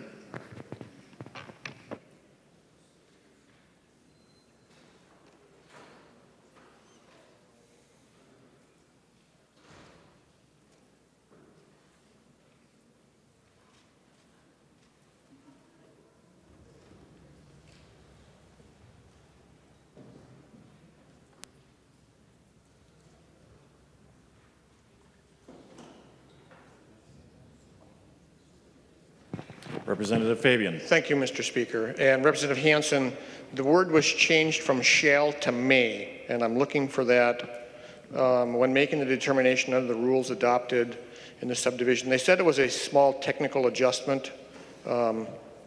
Maybe, okay, may be considered, okay? Representative Hansen. Thank you, Mr. Speaker. So, Representative Fabian, on line 98.24, the commissioner may allow instead of shall allow. Is that? Are you asking to continue if he would yield? Is that the point? He will yield. Representative Fabian. Yes, I'm sorry. 98.24. In fact, I even have it highlighted here, Representative Hansen, on when I was going through the bill today. I was able to keep up with them. The commissioner may allow instead of must. Representative Hansen. Thank you, Mr. Speaker. And members, how many times do we consider may versus shall and shall versus may? They have big meaning. And this indicates that I don't think this conference committee report was ever posted for the public to see. I know there was a delete all. I know there were hard copies. And that's why we should vote to send it back. We should not vote for adoption. How many more shalls to may are there in here? Or how many mays to shall? It's important for Minnesotans to read this. I will give you credit. I did see a vote, actually. There was a vote for approving the report this time. And this particular provision, I actually took a photo of it because it was calcareous fens, and that's a big issue. They're pretty rare. The issue here, members, is, as Representative Thiessen said, here we are in the dark of night, about 10:15. In the dark of night, as was predicted. And we thought we'd be at the rollbacks and the post and pass. We'd post it, you'd post it, you'd pass it, you'd post it, you'd pass it. that was what kind of our expectation might be, but I guess we're just going to pass it. You're just going to pass it without a lot of time. I hope, and maybe it's just a little bit to ask, maybe we could get the time stamp on the future bills that we're going to be hearing. Maybe they could get online for the public to see for a little bit of time in the next day for people to vote on. But right now, we should vote no on adoption. Representative Fabian. Representative Pepin. Thank you, Mr. Chair. I move that we suspend House Rule 1.50 so that the House may meet past midnight. Representative Pepin moves the waiver of suspension of Rule 1.05. All those in favor signify by saying aye. Aye. All opposed, nay. No. Motion prevails. Representative Fabian. Thank you, Mr. Speaker. Members, as most people around here know, or at least staff knows, I'm fairly challenged when it comes to technology. But I have our committee page here, and the conference committee report is plainly posted on the conference committee report, or there as a conference committee report, and it's also been sent out on the listserv. Further discussion? Seeing none, roll call being requested, the clerk will take the roll on the motion to adopt the conference committee report.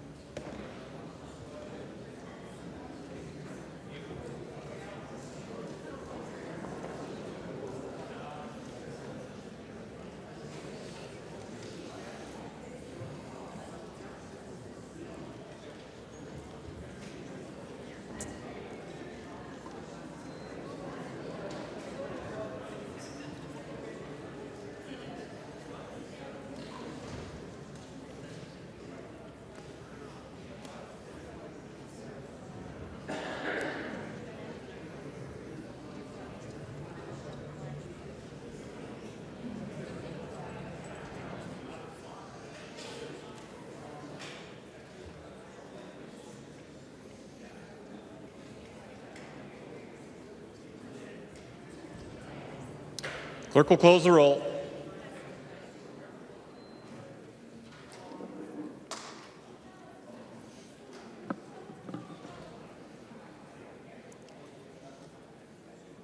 There being 83 ayes, 32 nays, the motion to adopt the conference committee prevails. The clerk will give the bill its third reading as amended by conference. Third reading, Senate File Number 844, as amended by conference. Third reading. Discussion. Member from Dakota, Representative Hansen. Mr. Speaker and members, we have a 145-plus page bill with about 30-some pages of appropriations. Process has broken down in the Minnesota legislature. The debate we just had on adoption is an indication. I hope that Minnesotans are watching. I think they are. I think they're paying attention. And they're going to pay attention a lot in the next day as more bills come forward with little time to review. Now, if they're reviewed by a few people in a back room or a basement somewhere else, that's one thing, but being reviewed in the daylight is another. This bill, this conference committee report, has gotten better, but it still requires, or I recommend, a no vote. There are still provisions in here. We talked about a couple of the minor ones, Blaze Pink, the lead ban delay. Representative Wagenius alluded to the 16-year compliance. So that'd be like giving a baby a driver's license and saying you're going to be compliant in 16 years. You don't have to meet the requirements for 16 years. That has impact on people. It has impact on water. It was discussed during the debate about the chamber bill, the Coalition of Greater Minnesota Cities bill, the irrigators bill. Those are the brands of the bills that are included in this conference committee report. And there have been changes to them. But it's important for us when we're talking about natural resources, whether it's the Department of Natural Resources, the Pollution Control Agency, the Board of Water and Soil Resources, to think about the people's needs and the people's involvement, the people's process, and the people's outcome. Although this has become better, we can do better, and we should. I understand a lot of this is likely to become law, and that may resolve some of the concerns of those stakeholders, those special interests. But I have no illusion that they'll be back wanting more, because they always do. And I think the people want more. They want to be involved. There's an awakening of the public where they're asking to participate, and hopefully in the future we will. Further discussion. The member from Hennepin, Representative Hornstein. Thank you, Mr. Speaker and members. I wanted to call attention to a couple of related provisions concerning permitting. You'll find one related to environmental impact statements on page 127. That's lines 18 through 20. What this does is it allows the polluter to actually prepare the environmental impact statement. We have some of that going on already, but in this provision, we're really delegating to the polluter that's going to apply for this permit preparation of certain things in the EIS that the publicly accountable agency continues to do. And this is akin, members, to the fox guarding the hen house. I really think this sets up a conflict of interest, and we ought to be really very concerned about this, because this will have a real detrimental impact on the environment, and it just shifts so much of the review process to the very polluters that will be applying for the permit. And so then we get to the actual permit. These are DNR and PCA permits. You can look on page 38, lines 23 through 30, and page 120, lines 26 through 33. And what those provisions involve, members, are the actual expedited permit process. So a polluter can expedite their permit if they pay for it. So you have the polluter with the money, with the resources, now paying the agency in order to have an expedited permit. So what these two related provisions do is shift so much of the power and responsibility to the large, often large corporations that have tremendous resources, political and otherwise, to get their way, to get their perspective approved in this permitting process. It's really unprecedented. We have not done this before. It's a huge rollback of the way in which we traditionally do our environmental permitting in the state. And I think it's a real setback for those who want to hold these large polluters accountable to even some basic environmental standards. So these are not our values. This is not the Minnesota that we've come to expect. And again, it's a tremendous shift, an unprecedented shift of power away from the people and into the hands of these large corporate interests and polluters. And that's one of many reasons, Mr. Speaker and members, I'm voting no on this bill. The member from Hennepin, Representative Dabney. Thank you, Mr. Speaker. Would the author of the bill yield for a question? He will yield. Representative Dabney. Thank you, Mr. Speaker. And Chair Fabian, I'm interested in the provision on school trust lands. In the bill, you're taking $1.1 million out of the school trust account. And I'd like to understand the rationale, and if you could identify the author of the bill that proposed this, I would appreciate that. Thank you. Representative Fabian. Thank you, Mr. Speaker. Representative Dabney, what section of the bill are you referring to, please? Representative Dabney. Thank you, Mr. Speaker. Representative Fabian, I believe it is in Article 1. I thought I was referring to the school trust section, but I believe it's in Article 1. Yes, it is. Representative Fabian. Thank you, Mr. Speaker. Could you be a little more specific? Give me the page, please. Representative Dabney. Mr. Speaker, Representative Fabian, this is a 145-page bill that was only recently posted for the public and members to be able to see. I'm sorry, I don't have the page and line reference for you. I assume that as the chair that you would have that.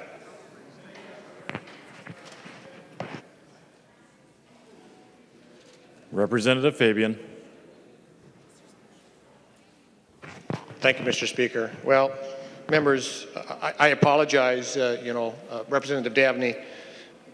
I would appreciate if you give me the page. I'm looking through it here quick. I'm trying to find it. Mr. Speaker. Representative Dabney. Thank you, Mr. Speaker. And certainly, Representative Fabian, it's late. We're all tired. We're making extremely slow progress as the legislature. This year, there's 26 hours left, and this is only the third of 10 bills. I understand some of the stress and strain, but I don't know that we need to talk about the exact language. I'm asking what's the rationale for withdrawing $1.1 million from the permanent school fund and giving it over to the school trust funds director. You'll find it on page 34, lines 23 through 32. And again, who was the author of the bill that initially proposed this? Thank you. Representative Fabian. Thank you, Mr. Speaker. And Representative Dabney, I believe that this was a DNR proposal that they brought forward. Representative Dabney. Thank you, Mr. Speaker. And Representative Fabian, what is the use of the money? Because as you well know, being from the Northland, the school trust lands are in the state constitution. It is to build a corpus in perpetuity with payments to our school districts off of the values, whether it's mineral leases or lumber or timber or whatever it may be, the uses of the land, and this is drawing money away from that. And I'm trying to understand the rationale for withdrawing $1.1 million out of school funds in this bill. Representative Fabian. Thank you, Mr. Speaker. Well, I've worked fairly closely with the director of the school trust fund over at in his office, Aaron Van der Linde. Director Van der Linde, and this is a request for them to be able to expedite and more efficiently run their office so that they can actually do a better job of maximizing the fiduciary responsibility of the trust fund to get the dollars out to the students in the schools. Representative Dabney. Thank you, Mr. Speaker, and thank you, Representative Fabian. I would caution the body. I believe if you were to go back to the legislative auditor report of a few years ago on the school trust lands, there's been real issues in the past with school trust land revenues going to the administration of the school trust lands and not going to the schools as the state constitution requires those funds to go. So I see this, I hear the rationale. I would caution us on this and leave those concerns before the body. Thank you, Representative Fabian. The member from Ramsey, Representative Fisher. Thank you, Mr. Speaker. I'm wondering if Representative Fabian would yield for a question. He will yield. Representative Fisher. Thank you, Mr. Speaker. Representative Fabian, this is going to have to do with page 104, and what I'm looking at is basically lines 104.21 through 104.23, and this is in transferring a permit, a water appropriations permit. I'll give you a second to get over to the page, and the reason I'm raising the question is the way it's written here, and I know we discussed this in committee, raised some questions in my mind at the time we heard it in committee, and I want to circle back to those this evening. Number one is it appears here that the way the transfer would be is that when a person sells a piece of property, that if there's a water permit with it, it would transfer over to the new owner buying the land. The question I have is, it appears that the permit would go over in whole. And some of the questions I have are, number one, in the areas where we have water management provinces established in the state, where, example, in the Northeast Metro, we've got a water management area that's been established by the DNR. And one of the reports that the USGS has said that based on modeling that they have done, that they have noticed that if they reduce pumping out of wells in the area by 30%, some of the affected lakes will rebound by 1.5 feet. So it appears that in some areas, pumping out of the aquifer is having a direct impact on levels of the lake, which are public waters. And I'm wondering, in that kind of instance, is the way you have this written here, does it mean that the amount that was allocated has to be automatically transferred, or in a water management area, would they be allowed to reduce the permit to meet, in this instance, say if they were to determine 30% is what is needed to bring the lake levels back? Representative Fabian. Thank you, Mr. Speaker.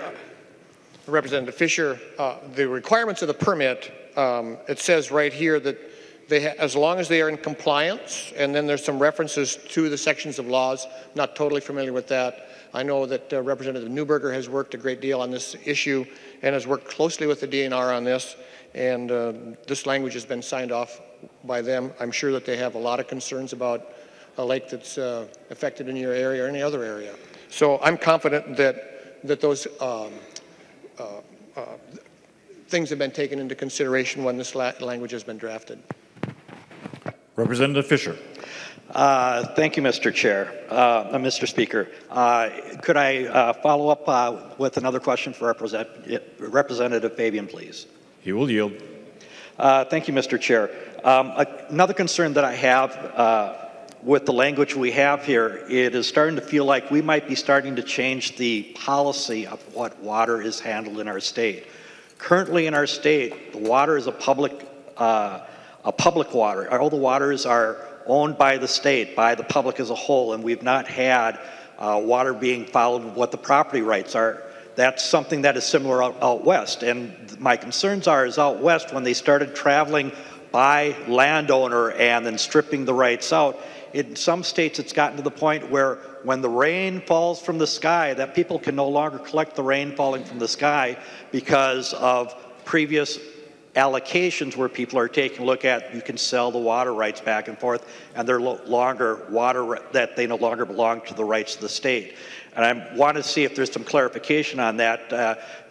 Is it your intention that we still recognize that the waters that are being allocated here are waters of the state and are not intended to be followed by property by property? Representative Fabian. Thank you, Mr. Speaker. Representative Fisher, yes, that's my intention. And the purpose of the bill here, or the language in the bill, is there's been some cases, and I've talked a lot to DNR about this, they seldom, if ever, do not transfer a permit when there's, and I'm sure you're familiar with this probably even better than I am, but we would like to be able to do is that when there is a succession of, say, a family farm from, the mom and dad to the son and daughters or something like that, we want to be able to make sure that when that transfer is made or when they sell it to Representative Grunhagen, they want to be able to make sure that there's a value to the land, because you know that if the permit is not transferred with that, the value of the property is extremely, I mean, the value of the property is connected to the ability to irrigate. And so in this case, what we've tried to do is create a little more regulatory certainty, working with the Department of Natural Resources and their water people, and this is what we came up with, and I'm comfortable with it. Representative Fisher. Thank you, Mr. Speaker, and thank you, Representative Fabian. And I understand the concerns that you're addressing there, and I can appreciate the fact when you've got family farm going to family farm, you want to try to make sure that things are kept in whole along those lines. And what I'm wanting to make sure is that we're not setting a precedence where we're changing our water law here. And also very concerned about the fact that some of the areas that we're dealing with on the water issues are newer things that are coming up, particularly when we've got water management areas. Those are things that we've not had before. And I've not heard enough to really address that part if you're in a water management area and they have to reduce that. And I'm a little concerned with the DNR because they've not had that experience. They're just now starting to work those things through in areas where they've got water management areas. So I just want to raise concerns in those parts of this bill. Thank you, sir. The member from Ramsey, Representative Becker-Finn.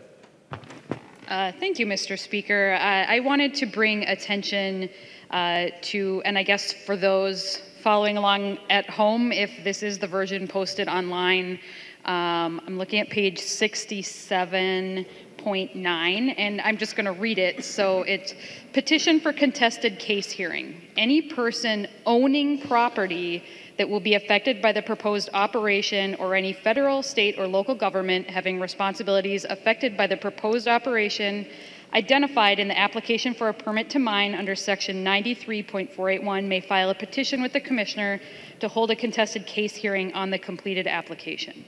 And I bring this up based on the first line in this provision, any person owning property. So let's think about that. So right now, more than those who own property can bring a contested case hearing. Perhaps you fish downriver from a facility. Maybe you visit a state park that's near that area. Maybe you rent property, as many Minnesotans do. And I think it's bad policy for us to go down this path of limiting the rights of the public to participate based on ownership of land, because you're really limiting people's ability to point out issues they may have with a permit or really have those contested case hearing rights that they currently have and should have based on their wealth. And you know, we talk a lot here about disparities, and this is really a place where you would be cutting out folks who don't actually have the means to own property that would be affected by a proposed operation. So I wanted to make sure in this 45-page bill that folks are aware that this provision is in this bill. And then second, I just wanted to point out, because this may be my first term, but I do know that you should always read the repealers. And so I'm wondering, Representative Fabian, if Representative Fabian would yield for a question. He will yield. Representative Becker-Finn. Representative Fabian, I'm wondering if you could describe for the public and the members what is being repealed in section 84.026 subdivision 3.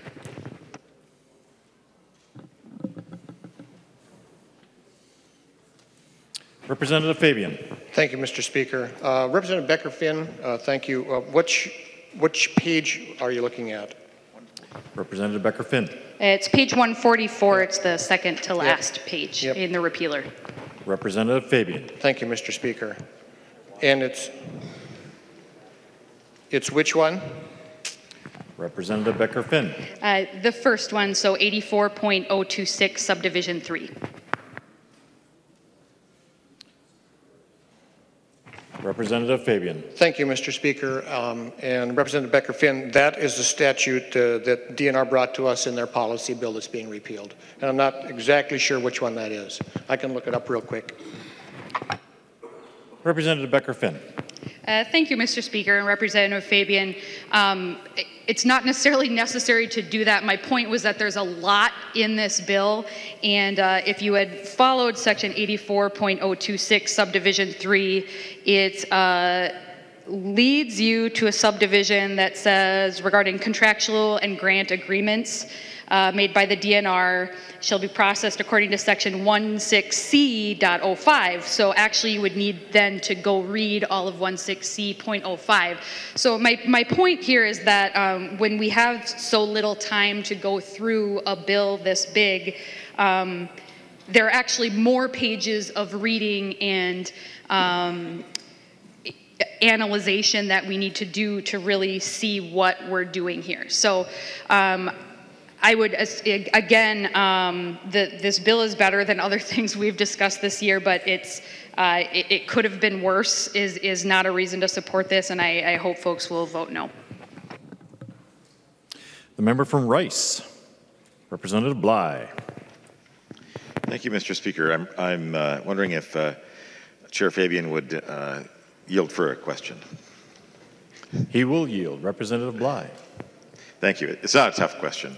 I noticed on page 143 and line 143.7, there's a minnow importation risk report. I didn't sit on the Environment Committee this biennium, but I have in the past, and I know that the DNR has had concerns about importation of minnows. And you're asking for a report that reviews the Arkansas Bait Certification Program, and I'm not sure what that is. Could you explain that for me? Representative Fabian. Thank you, Mr. Speaker. Representative Bly, just a little background on this first, okay? It's been brought to our attention from several different entities in the fishing industry in the state of Minnesota that there are a shortage of golden shiner minnows. Now, if you fish where I do up on Lake of the Woods, we've got lots of lake shiners around, so come on up and I'll take you out there and show you how well they work. But shiners and lake shiners that are there are difficult to keep. These golden shiners, from what I understand, are a hardier type of shiner. The industry has asked us to make those shiners more available because of the shortage that exists. So we've responded to the concerns of resorts and bait dealers and bait shops and so forth, bait wholesalers. And what's going on here is at first we just wanted to be able to import those shiners into the state. It's my understanding that several other states do, if not almost all states do, allow the importation from those shiners facilities in Arkansas. They have to come in certified and all that sort of stuff. DNR had some reservations about that particular situation.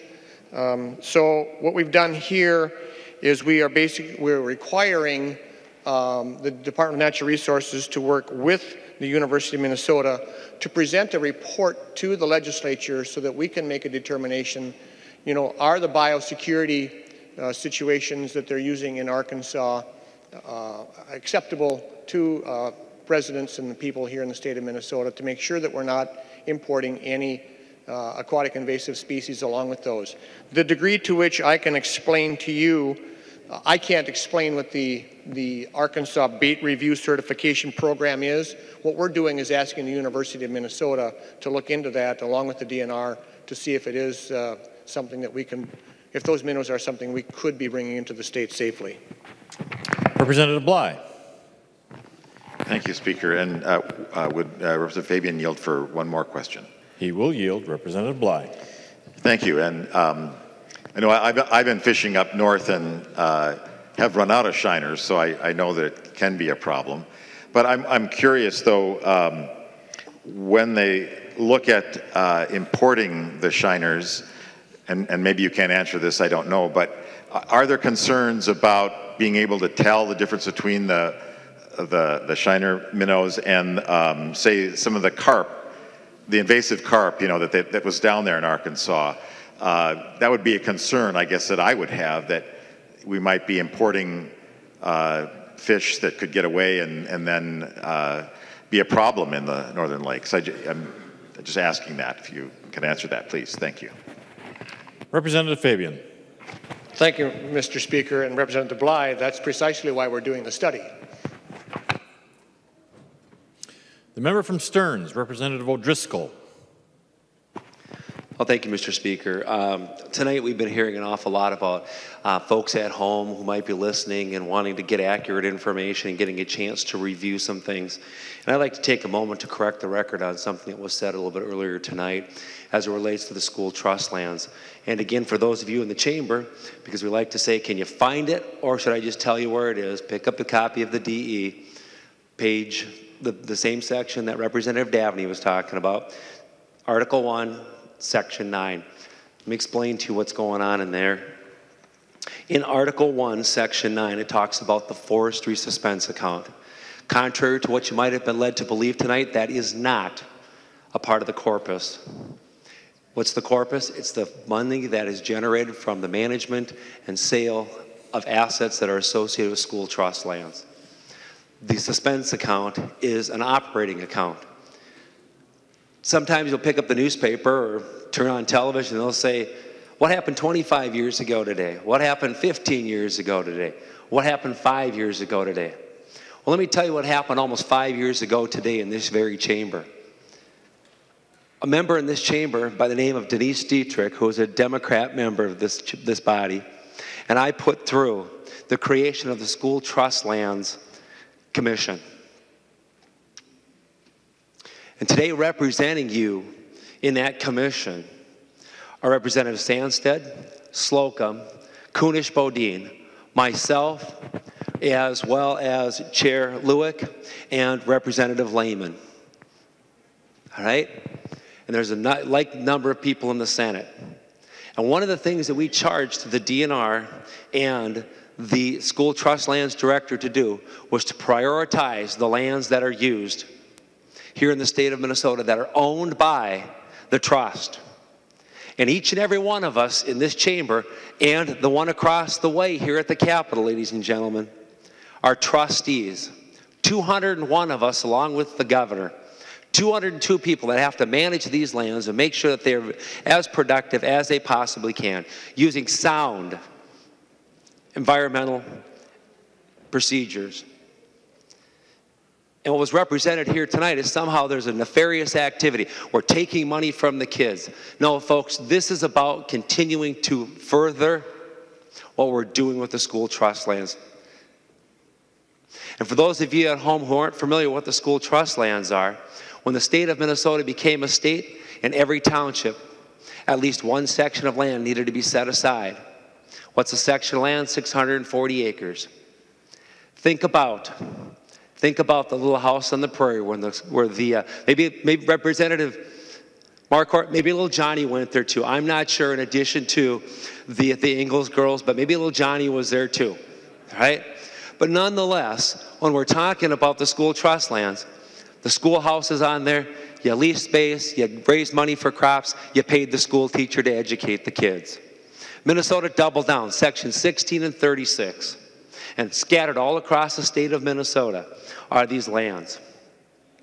And all this provision does is says, let's take some money from the operating account in managing these lands to continue to further manage them better. Contrary again to what you might have been led to believe here on the House floor tonight, there is no nefarious activity, no one stealing from the kids in Article 1, Section 9. So for all of you at home who are paying close attention to this, I wanted to set the record straight as the person who's been championing this pretty much since day one when I got to the Minnesota legislature. Mr. Speaker, members, thank you. Further discussion?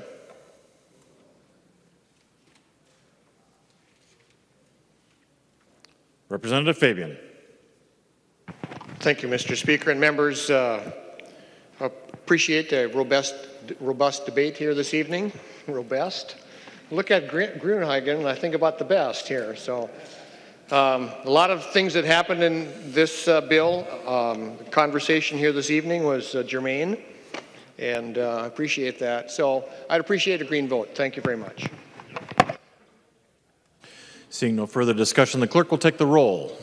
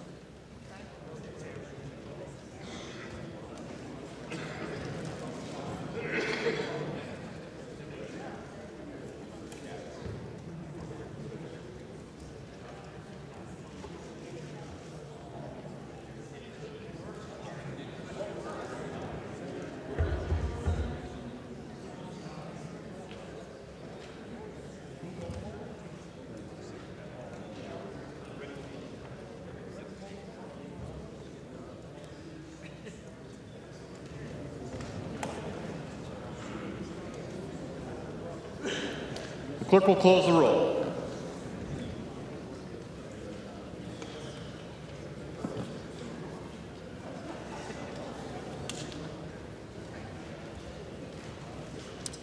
There being 83 ayes, 51 nays, the bill is repassed as amended by conference and its title agreed to.